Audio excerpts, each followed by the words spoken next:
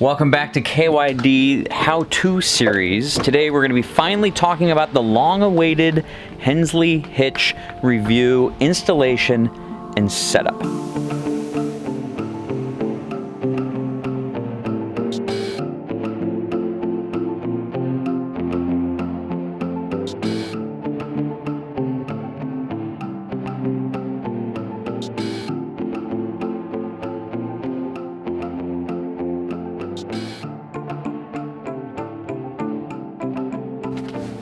Alright, a lot of requests for this video, and it's just difficult for us to do these technical videos while we're traveling, while we're producing travel videos. But now that we are between season 5 and season 6, each week we are busting out as many of these highly requested videos as we can, and this week it's the Hensley Hitch. So in this video, we're gonna go through the hookup process, then I'm gonna share some pros and cons to the Hensley, why I bought the Hensley, and share with you some ideas if it's right for you. And then we're gonna cover the installation from footage almost a year ago from back in Texas. So that's what's going on in this video.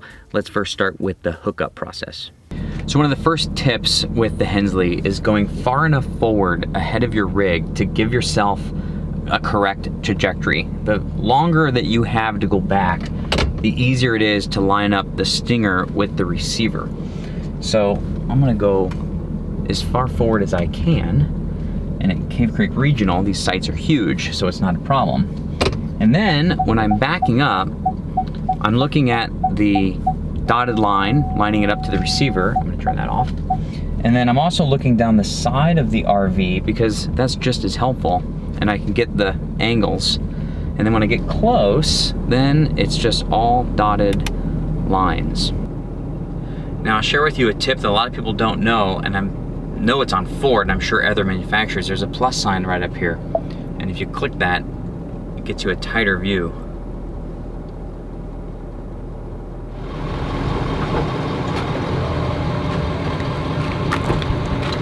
Okay, so now that I've got this lined up like this, and the reason that's important is because you can see it lines, the Hensley moves left to right, and then these bars right here, when they go up and down, move it like this with pitch.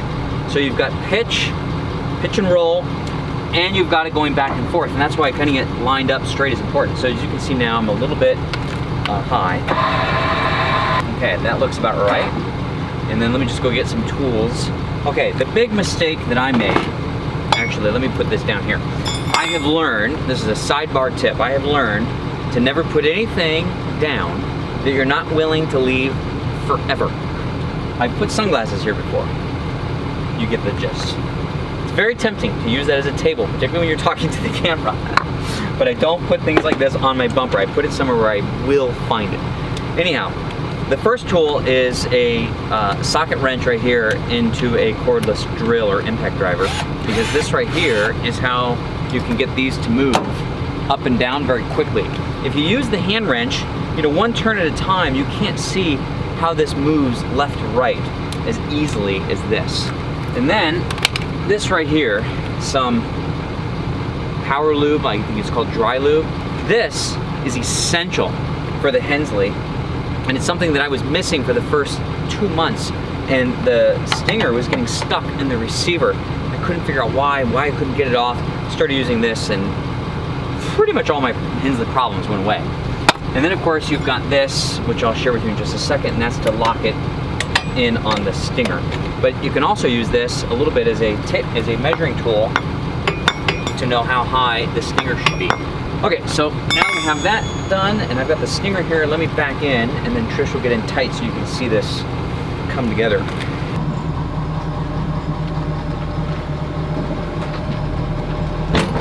I'm glad that happened. It's not gonna make it easy for me. What happened? Oh, okay, well that's right, it just wasn't high enough. Oh, when I said that I'm glad that happened, I mean that I was a little too low, and so it just didn't slip right in, making it look, oh man, this thing is so simple. So it was just a little, the receiver was a little too low, so I raised it up. But let me show you while it's in this position right here, and I'm probably gonna mess it all up, but when I've got this impact driver, watch the receiver move. You see how it's moving like this? If you think of these handles as wheelbarrow handles and you're going like this, that's how you get the right angle. And the mistake that I made early on, and the mistake that a lot of Hensley owners make, is they don't get the right, they don't get that square. It's like this, and so therefore it doesn't go in. Once you get the hang of this, it gets very simple, but in the beginning, it's frustrating because you don't know what to adjust to get it to work. Sometimes the hookup takes 5-10 minutes. It's very frustrating. I will say over time, it gets to be a piece of cake, and all those problems go away with experience. All right, so now that we got it the right height, the right pitch, everything else, I'm gonna back into this. Got the stinger into the receiver, about a thumb hanging out, which is all you need. It doesn't have to go all the way in, just enough to get these arms to swing around like that. And then these are adjustable so that you can get just the right pressure and use this little tool, and you can see it locks up in. And then once that happens, you put that ring there like this. Because the Hensley adds another foot to the setup, there's the added benefit of being able to put your tailgate down, which is awesome. But sometimes this won't reach. Now, the Grand Design happened to have a really long one, so there's no problems. But I did have to add a few links to these chains. As you can see, I've got those little dongles, so I can just go clip. Okay, wait, hold on, let me get this one. Clip. And then I have one for the brake line. Done, done, done, done, done. Oh, nope, what am I doing? So now I keep it up high because those are the weight distribution bars. So before I lower it down, I tighten these up to where this bar is level to the frame. And now I lower it down. That will give you a rough idea of the hookup process with the Hensley. There's just a couple things I want to make sure I amplify so that you don't miss if you have a Hensley or you're thinking about a Hensley. One is the importance of that dry lube to make sure that that stinger doesn't get stuck into the receiver. And the second is the importance that you have some sort of measuring device for the height of your trailer without the load, so that when you come out of the receiver, it doesn't drop or get stuck. And then third, the importance of not grabbing that tool to unlock the device, that you keep your hands on one side and you just kick it back, because you can end up in a situation where there's a lot of pressure there and you don't want your wrists on that bar that could snap like this. All right, so those are just some things to watch out for. Now, let's talk about why I ended up buying the Hensley. I want to share with you some considerations if you're considering it. How would you know if it's good for you? And then we're going to get into the install process. So I first discovered Hensley during season 1. If you recall, we were headed from Sarasota down to Key West, and we ended up in this really bad sway situation. As it turns out, there were 2 deep grooves in the road. At the same time a semi-truck passed it, at the same time there was a crosswind, and it put Ginger 1.0, that's what we call our first trailer, into this really drastic sway situation. It was really scary. There and see there's a flat. Well, let me get out over here to see if Oh my gosh, that was nerve-wracking. And in that video, the comments in that video, the overwhelming comment was about the Hensley Hitch, and that's when I first discovered Hensley.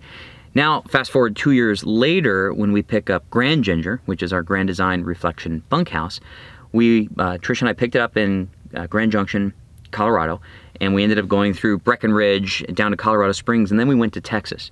And I don't know if it was just the winter winds, crosswinds on the interstate of Texas, but it seemed like every 30 seconds to 1 minute, I was down on the trailer brakes, applying a little bit of brake to straighten the trailer out. Hey Trish, would you say that this is the worst crosswinds we've ever experienced in our life? I feel like I'm on a sailboat.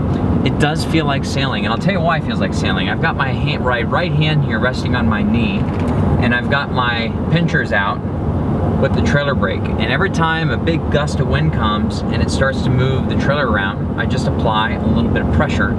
Here, you'll listen. You'll hear it when I do this. And I thought, well, this is no fun to drive like this. So I ended up getting the Hensley in Texas, and we had it shipped to Austin, Texas, where you'll see the install video. And it eliminated the sway. I mean, it eliminated it 100%. Even the little bit of sway from a semi-truck that passes you, that as a driver of a travel trailer, you kind of get used to. When a semi-truck passes you, you kind of get used to getting sucked in a little bit and out. It even eliminated that. So I've been very happy with the performance of the Hensley Hitch. The only drawback that I see is that now that I'm proficient at it, maybe 1 or 2 out of 10 hookups, it just won't be configured in such a way where it's easy, and it'll take me a little bit of extra time to hook up. And I'll say initially when I was learning, like the first month or 2, and I didn't know what I was doing, but it took sometimes 5 or 10 minutes, to the point where people would come over and they'd ask me if I needed any help. So during that learning curve, it was very frustrating. And if you are considering a Hensley, you should know going into that the learning curve is steep, just because it's a new way of hooking up. But once you get proficient, it's fine. Now, where does it really shine and far offset that additional time hooking up? When there's crosswinds. And you know as an RVer, when you look out and you can see the trees moving or you can see grass, you know there's serious crosswind. And in those situations, this rig is straight as an arrow. It really is. And that makes it more enjoyable to drive. So we get emails all the time about people considering a Hensley and they want to know if it's right for them. Here's what I would say if you're considering the Hensley. If you're experiencing sway right now, then it's a no-brainer. Of course, I would probably encourage you to investigate why you might be experiencing sway. It could be a weight and balance issue.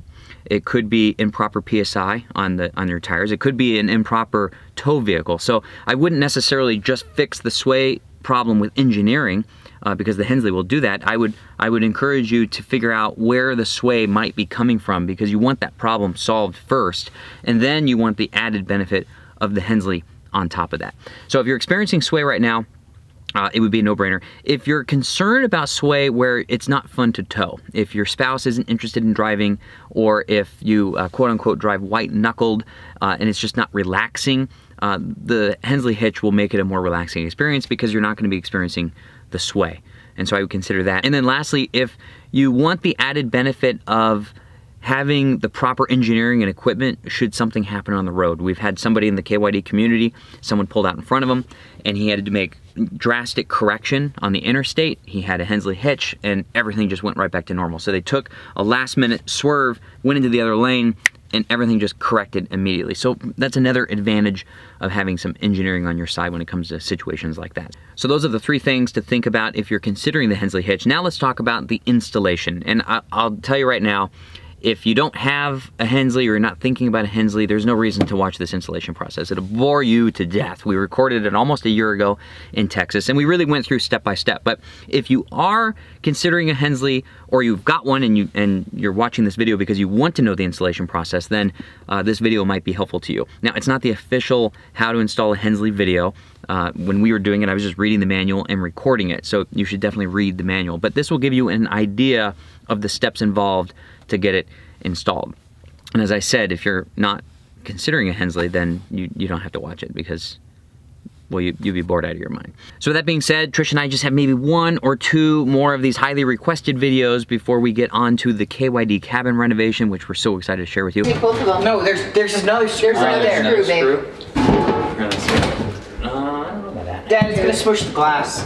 And then of course Secret Season 6 starts, which we're even more excited to share with you. So if you're not interested in the installation video, then this is it, and we will catch you this time next week. And if you are interested in the installation video, then I guess boredom starts now. Step 1, take the hitch bar and put it in the hitch receiver. I'm gonna do this step first to make it feel like I've accomplished something.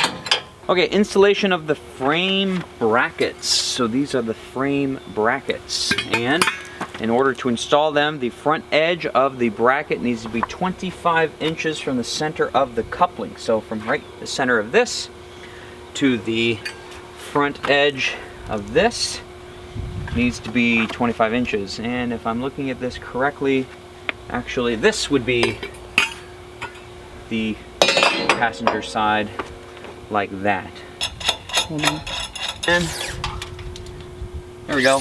Okay, so now we've got the bar hitch and the receiver, step 1. Step 2, we've got the frame brackets mounted to the trailer frame, exactly 25.5 inches from the leading edge of the frame bracket to the center of the coupling. And we use these U-bolts to do that, and you tighten the screws to 45 pounds with a torque wrench. I just did hand tight with a crescent wrench, and when I go pick up a torque wrench later, I will adjust them to 45. Okay, step 3. I have to go see what step 3 is first. I'll come right back. These are the jacks. These are to replace the chains in our old system, but they're much easier because they go up and down like this. So the first thing we need to do is take this collar off right here with a 3/8 Allen wrench. So the reason I have gloves on is because the next step is to apply grease to that mounting bracket because it's metal on metal, and anything that has metal on metal needs grease. So the jack goes forward of the mounting bracket, so it faces the truck. So we're going to put that, slide that guy right in there after we put some grease, and I'm going to put that collar back on, and I'm going to screw it down. So that's step 3. Okay, so the next step is to install the weight distribution bars, which go into the actual Hensley hitch. And so for this, I'm going to need to put the hitch on and get that hooked up. So How much do you think that weighs, Mark? I think that weighs 60 pounds. Wait. Seriously? Oh yeah. That's what you do? Yeah. You just put it on there? And then these guys go on like this. That's just right. Goldilocks. Okay, so that's the hitch. Now we need to get this hitch up underneath the receiver. I gotta grease this because it's gonna be permanently attached. Once this goes up under here, we're gonna throw this down, lock it, and that's it. The only way we're gonna disconnect the truck from the trailer is by releasing these guys right here and then removing the hitch bar. So let's get this greased, let's get it back up in here, then let's get the trailer on and leveled out. When we get leveled out, we'll put the bars on. It's not too bad.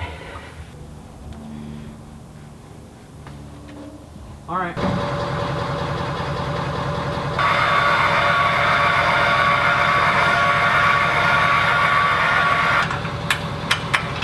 And now it's time to put these bars in. So the bars require grease, and there is a little nipple right there to apply grease to the system, which if you have a grease gun like this, then you can just apply to the zerk and pop it on there and squeeze it in. So in the meantime, I'm just gonna add a little grease onto this guy right So in wait, there. you do that to add it later? Yeah, or now I guess, but I'm just gonna do it now. To that specific piece? That's right. Oh, that's cool. So it's pretty simple. So here's the jack, and I undid the jack here like this to extend it all the way out. I installed the pin to connect the spring bar to the jack at the bottom, and then the instructions said for this setup, use the 5th hole, 1, 2, 3, 4, 5, and I've got this connected here like this. So in the future, I'm probably just going to get that just to adjust the tension, but in the meantime, Hensley provided this little guy. And now we're going to tighten up these struts so that it's a solid bar. So now we've got the hitch receiver on, we've got the frame brackets, we've got the spring bars, we've got the hitch, we've got the struts. I know it sounds like a lot, but it's really actually not that complicated. And so now the instructions say to disconnect the truck from the hitch so that we can properly adjust the struts. Get those adjusted properly, and then we'll hook back up. When it comes to the struts, you want the shorter distance between the hitch and the frame mount right here. But one of the things that we made the mistake is we just figured that this was supposed to be tight, and so we tightened the nut closer thinking that was the way. So actually it goes the other way, and so what we're doing is we're unscrewing this, and the more we turn, the tighter the bar is getting. You see, and so it's creating a firm pressure. So that's about as much as I can get. You say you're actually moving the nut away. Yes, as we loosen the nut, it's stretching the bar out, making it firmer. And so that was a little counterintuitive. And then once it's in the right position, you slide it forward and latch it over the hook and it's all set. So this is one of those things that you check on an ongoing basis when you have gas or you're hooking up or whatnot. It's just to make sure that this stays tight, because you want that bar to stay tight. That's what's holding the hitch in a single place so it doesn't move left and right, engaging the under part to move like this and keeping everything firm. We went a little out of order. When we did the frame mounts, it was suggested to screw these self-tapping screws into the frame. I didn't feel comfortable drilling holes into the frame until I knew everything was set up properly, so I figured I might as well just do this last. So that's what I'm going to go do now, is screw these holes into the frame. There's 4 holes in the frame brackets, and then I'm just going to use 2 of these screws to go in there. And then I'm going to get a torque wrench to screw down these to 45 pounds, and then we're going to use the jacks to tighten it up. Pretty simple install. All right, so there you have it. That is the installation process for the Hensley.